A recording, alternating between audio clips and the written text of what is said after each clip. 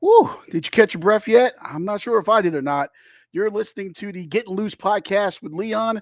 Man, what a Daytona 500 just wrapped up a little while ago on Fox. First of all, before we even get into anything, hats off to everyone on the crew there on TV, all the camera guys, all the guys and girls working on the broadcast.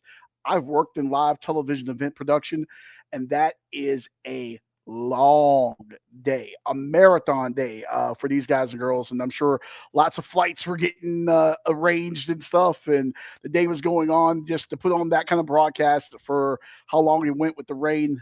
Hats off to them. Just unreal how long that thing was. But wow, what a day to the 500. What a day of racing.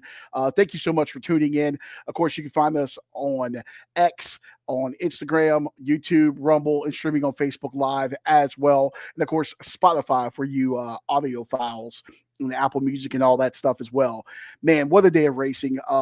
First starting off, seeing the great ceremony with the Thunderbirds flying over, politics aside, say what you will about him, whatever. President Trump coming out, going to the race, and taking the beast around the track and getting to do a couple laps, having his granddaughter with him. I thought that was really cool. And I can only imagine what it was like being the driver as well of the beast. Because not only, are you driving the presidential limousine and you're driving the president around. I mean, that's a cool job, regardless of who's in office, just whatever. But to do it at Daytona, and you have the whole field behind you. You have the rest of the Secret Service and everything behind you, the rest of the motorcade. You got the pace car, and then the 41 cars in the race behind you, and you're setting the tone out there in the beast. That was just a great image to see. And of course, the Thunderbirds flying over, and the little aerial show and everything before. I mean, they did the pre-race ceremonies, all that stuff. They did it right. And then, of course, the green flag drops and we get a whopping 11 laps done before the rain moves in. And, hey, it wouldn't be Daytona without the threat of rain. It wouldn't be Florida in the afternoon without the threat of rain either. And then that marathon of a rain delay. And I know NASCAR wanted to get them back out there and try to run a little bit more. But after that, I think it was 3 hours or whatever it was of a rain delay. You get back out and you get a whopping 10 more laps in before the race gets red flagged yet again. And we get our second red flag of the day due to rain. I mean, there's nothing you can do about that. You're not going to be able to put a dome on these tracks or anything crazy like that. It's just, those are the circumstances. They moved the time of the race up to hopefully, mitigate some of that. They did that earlier in the week, but I mean, it's Florida and it's rain. It's going to happen. So, but we got through it and we got some really good racing out there. I'm not going to go and recap this whole thing. Just a couple of few things that really stood out to me here. Stage one ending under caution there. Denny Hamlin, taking that hit from behind. I think it was lap 63, I want to say, when traffic checked up. Zane Smith and Josh Berry and Austin Cindric were there as well. It's one of those racing deals. Not a lot you can do there. And Joey Logano coming away with that stage one victory. Hey, Logano looked good, man. Those Fords, those Roger Penske Fords, him and Austin Cindric, they were definitely setting the tone the majority of the race. Team Penske across all of motorsports. They showed the graphic during the race, just how dominant they've been since 23. And I mean, you had Cindric, Blaney was up there, Logano. I mean, all three of those Fords just looked phenomenal and were definitely setting the pace. And for a while, it looked like they were just going to dominate this thing and go away with it, running away with it. Stage two starts and, you get that big crash. I think Chase Briscoe was in there and Chastain and John Hunter Nemechek, who, by the way, John Hunter Nemechek had a pretty good run. And I think, you see a guy gaining some confidence running up there with the leaders later in the race too. Riley Hurst was up there involved in that wreck and Jimmy Johnson on that wreck there. In stage two, but hey, the 7-time champion managed to finish third. We'll talk about that a little bit later, but Jimmy Johnson rising up. I guess you can cue up the Undertaker rising from the dead gift there. But yeah, so those four drivers really set the pace all day long. They looked phenomenal. Ryan Blaney coming away with the win there in stage two. You had Cindric really pushing him there and going. Then we get into stage three, and of course that final stanza of the race. It's coming. It's Daytona. It's only a matter of time before the big one comes. And I think the one that a lot of people are going to be talking about is Joey Logano and Ricky Stenhouse Jr. I think it was like around lap 186 or something like that. You had Logano trying to thread that needle, trying to squeeze that hole, and you saw Stenhouse come down and shut the door on him. And when he shut that door, and me personally, my opinion, I can see where people would be upset. But hey, it's 20 laps, whatever it was left in Daytona. You're not just gonna give up that spot super easy. He came down, he shut the door. Logano kept trying to squeeze that car through. You heard Kyle Busch talk about it in the post race. He's got to learn how big his race car is, how wide it is, and what can and can't fit through. I don't necessarily put that on Joey, but I think Stenhouse kept trying to block him off there. I think there were a couple of second and third blocks there. I think he knew that spot wasn't going to be his, but he didn't want to give it up. And I think he could have backed off, maybe came back up the line a little bit, lived to fight another day, but he didn't. And that led to a big one there, taking out a lot of the field. We saw a couple of big crashes. I think there were two 10-car wrecks and one 9-car wreck in this field. Then, of course, we get the scary incident there with Christopher Bell getting pushed and pushed and pushed by Cole Custer.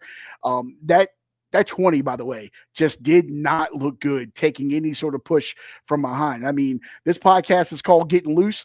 That thing was getting loose. It was wiggling. It was shaking. It was doing the wobble.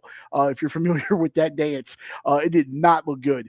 Then all of a sudden, he gets loose, and that creates a chain reaction, that accordion effect. And what do we end up with? Ryan Preece going airborne again at Daytona. Listen, Ryan, I don't know, man. Maybe there used to be road course ringers. Remember, like Boris said, guys like that. Maybe Ryan Preece needs like a super speedway ringer because we've seen them have a hard hit at Talladega. Obviously, in 23, the fall race at Daytona, we see him go airborne and that horrific, scary wreck. I think he flipped 10 or 12 times.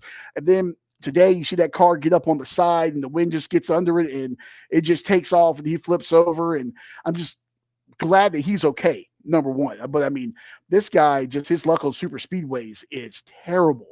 And he had some comments, and obviously he was frustrated afterwards, and he brought up the health and safety aspect of it. Like what are we going to do? Eventually, someone's not going to be able to walk away from these wrecks, and I don't know how you can fix it. I'm not an engineer.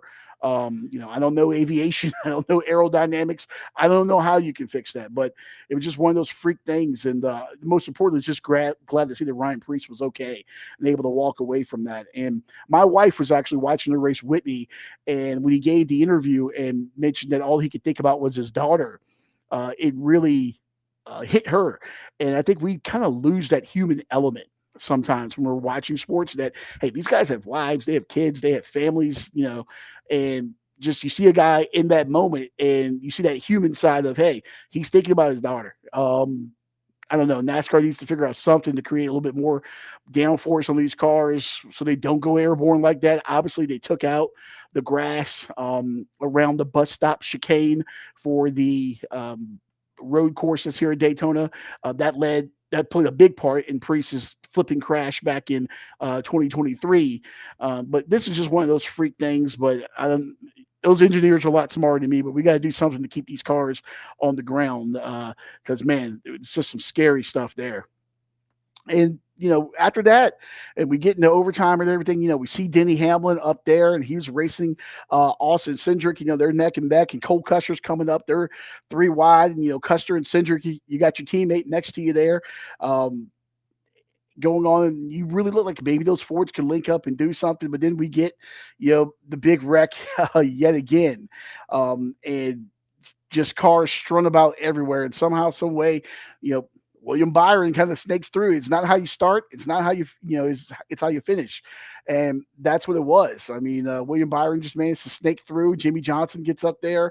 Tyler Reddick finished second on the day. These guys were able to avoid, all of that on that final lap there, and come out with the win for William Byron, going back to back now, and getting his win, because obviously he won last year and now winning this year, going back to back at Daytona. And hey, I mean, that 24 looks good, by the way. And the throwback, Jeff Gordon, color scheme with the flames and everything. Uh, they were there, and that you just got to put yourself in a position to be lucky. And he was in that position when the time came, and came away with the checkered flag there. I know some people, hey, it's just a bunch of luck, or it wasn't a great end. It was just a crash fest at the end. That's stock car racing sometimes, and that's just the way it goes. But I know Cole Custer probably is going to get a lot of crap too, for his involvement in that last lap wreck there. But just one of those racing things, and he I don't know. I didn't see anything intentional from anyone here at any point during this race. It's stock car racing. It's what it is. It's not F1. It's not super the most technical thing in the world. Where these cars can't touch, and they touch, you have to retire the car. It's what it is. And it was some beating and banging, and I loved it. And I think we got a finish that was deserving. I think we got a deserving champion. I mean, it's something to be said about survival, and it was survival of the fittest. It definitely was. And did the fastest car win today? No, not at all. We saw Blaney and Cedric finish 7 and 8. Those forwards were the fastest all day long, and they were dominant. But you got to keep your nose clean too. And unfortunately, they got tied up in a couple things. And I really feel bad for Blaney, because the wreck that he got tied up in, I mean, he really had nothing to do with it whatsoever. Just kind of was collected in the melee afterwards. But that's the way racing is, and that's the way it goes. But all in all, man, I mean, this race was kind of sleepy at times, and then toward the end, we had all the action, we had all the fireworks, but it was a great Daytona 500 the way it finished, and a lot of action. I was entertained. Hopefully, the network executives were. We'll see what the TV numbers were. Obviously, being stretched out for hours and hours and hours will play a role in bringing those numbers down, but definitely loved it. Now the series rolls into Atlanta next week, and of course we had that three wide finish, that closest finish in NASCAR history last year at Atlanta. So we should be getting ready for another action-packed week out there. So really looking forward to it. And of course, we saw the IndyCar commercials going on. Fox is really pushing their coverage of IndyCar, and I think that's really exciting for motorsports, and for giving that series a home where people can actually know where the race is and go see it week in and week out. And of course, F1 coming up here in just under a month or so, going to Australia. So a lot of interesting, fun stuff here in motorsports. But congrats to William Byron, Hendrick Motorsports, man. They always find a way, it seems like, on these super speedways, and that 24 back in the victory lane again. We got the 25 season underway, and it certainly started with a bang here. So we'll see what happens next week at Atlanta. We'll drop our Atlanta preview a little bit later in the week. Give us your picks for the week, what to look for. Remember, I give out my 3 plays and my 1 long shot. One of my plays this week was William Byron to take the checkered flag. His odds actually on FanDuel right before the race started went to plus 2,000. So if you're holding a William Byron ticket, I know you're feeling pretty good about yourself. And if you were one of like 12 people in America that had a Jimmy Johnson top 3 ticket, you're feeling really, really good about yourself. So we'll see what everything holds in Atlanta this week coming up. I'll drop my picks and preview a little bit later on in the week for that one. But make sure to like and subscribe. Be a friend, tell a friend. This is racing news and commentary without access. I'm just like you guys watching at home, enjoying it, and want to get those thoughts out there. So help us grow that show. Leave a comment as well, and we'll see you on the other side here.